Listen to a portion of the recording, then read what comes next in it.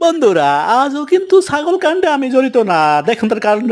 তাহলে কারণটা কি? তার ভিডিও ভালো লাগলে লাইক কমেন্ট এবং সাবস্ক্রাইব তো মারবেন। এই কাণ্ড বুঝে লাগিতেছি।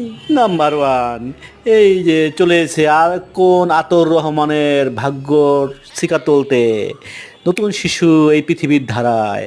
সে বলে দিবে ঠিক আগামী 2 থেকে 3 বছর পরে কার ভাগ্যের কপাল ভাঙবে, কার কপাল পুড়বে, কার জেলের ভাত, কার পাছায় হাত, কার কাপড় খোলা, কার জেলের শিক খোলা। নাম্বার টু, এই সেই ভাইরাল ছাগল যার ঠেলায় কারো পাছার তলায় নাই মাটি, মাথায় হাত, হাতায় বাঁশ।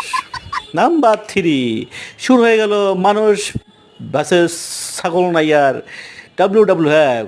এই তো মানুষ এক গোলে গিয়ে এবং ছাগল দিল গুতা, খাইলো লাথি। এইবার ঠেলা মার গুতা গেছে ময়না বাপ বাড়ি হয়ে।